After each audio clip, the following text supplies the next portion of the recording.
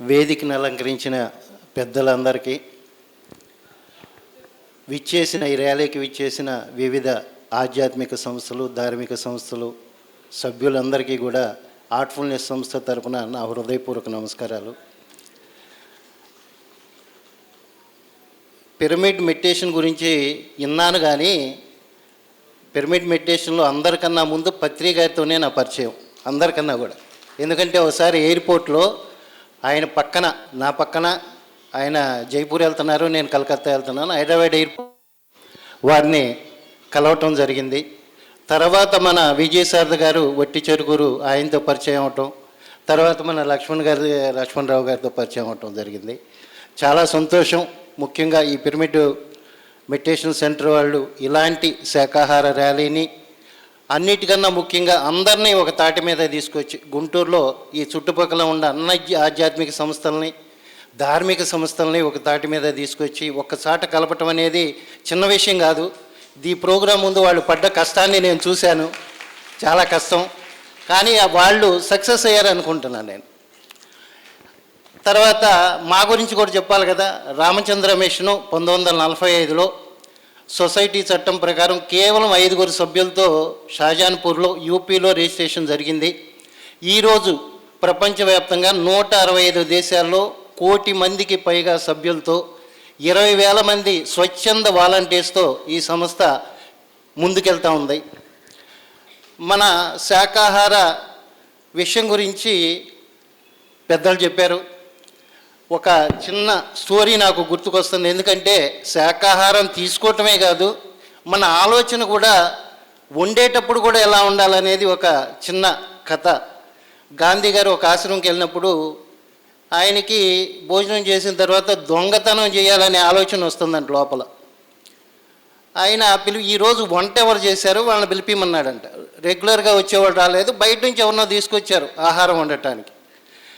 ఆయన ఎంతసేపు వండినంతసేపు కూడా ఈ ఆలోచనలో ఉన్నాడంట. ఈ స్పూన్లు, వెండి స్పూన్లు ఎట్ట దొంగతనం చేసి ఎత్తుకెళ్దామనే ఆలోచనతోనే ఆయన వంట వండటం జరిగింది.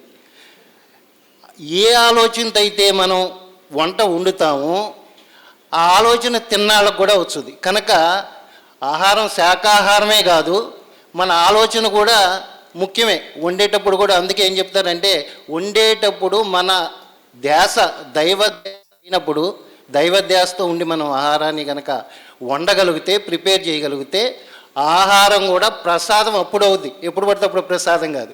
కనుక ప్రసాదం ఆ సమయంలో ప్రసాదం అవుద్ది. కనుక శాకాహారం మా మిషన్లో కూడా, రామచంద్ర మిషన్లో ట్రైనర్స్ అవ్వాలంటే స్టార్టింగ్ మాకు ఎటువంటి అర్హత తీసుకోం, ఓన్లీ వాళ్ళ సంసిద్ధతే అర్హత అనుకుంటాం.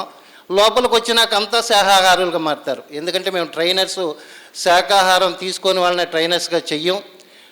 ఆటోమేటిక్గా మేమేం బలవంతం చేయము. ఆటోమేటిక్గా మేము కూడా శాకాహారం కాదు, నాన్ వెజ్ తీసుకునే కులంలోనే పుట్టాము. కానీ మిషన్లోకి రాకముందు నేను కూడా మాంసాహారమే.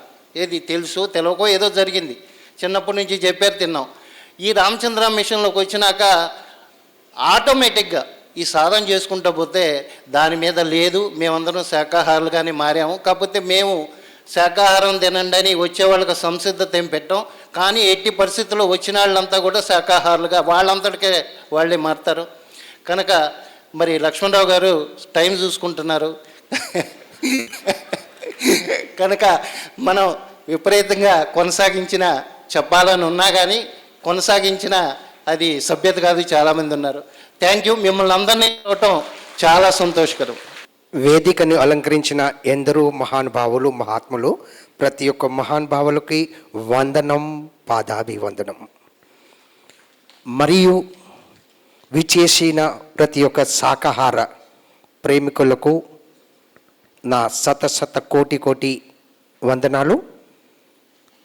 ఈరోజు శాకాహారం ఈరోజు గత 2600 సంవత్సరాల క్రితం మహావీర్ స్వామి వారు ఇచ్చిన సందేశం, బ్రతకనివ్వు, జియో ఆర్ జీనే దో, లీవ్ అండ్ లెట్ లీవ్. ఆయన చెప్పిన ప్రిన్సిపల్స్ ఏంటంటే, రాత్రిపూట కూడా సూక్ష్మ కిటికలు తిరుగుతాయి, క్రిములు. మా జైన్ సిస్టమ్ ప్రకారం అంటే మేము పాటించేది పొద్దున సూర్యుడు ఉదయించిన 48 నిమిషాల తర్వాత ఏదైనా మేము వాటర్ కానీ ఫుడ్ కానీ ఏదైనా తీసుకుంటాం. అట్లాగే రాత్రిపూట కూడా సూర్యుడు అస్తమించే 48 నిమిషాల ముందర ఏదైనా ఫుడ్ స్వీకరిస్తాం. రాత్రి భోజనం నిషేధించబడినది మా జైన్లో. ఎందుకంటే రాత్రి సూర్యుడు ఉండడు. సూర్యుడు ఉదయించిన ప్రతిసారి ఎన్నో సూక్ష్మ కిటికలు ఆ సూర్య తేజస్వాన్ని అవి నష్టమైపోతాయి, మన శరీరంలో ప్రవేశించవు. రాత్రి భోజనము ఎందరో చేస్తాం, చిన్న చిన్న పురుగులు ఎన్నోసారి మన కంశంలో పడతాయి, మనం భుజిస్తున్నాం. మన ప్రతి ఒక్క ఆరోగ్యం కూడా ఎట్లా ఉంది చూస్తూనే ఉన్నారు కదా. ఒక్క నీటి చుక్కలో 37,560 37,560 బ్యాక్టీరియాస్ ఉంటాయి మైక్రోస్కోప్లో ఒక నీటి చుక్కలో.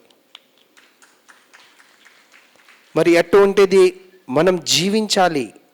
ఏ దేవుడు ఏ ధర్మం కూడా మీరు చనిపోండి అని చెప్పరు, కానీ మనకు ఎంత అవకాశం ఎంత అవసరం దాన్నే మనం గ్రహిస్తే చాలా బాగుంటుంది.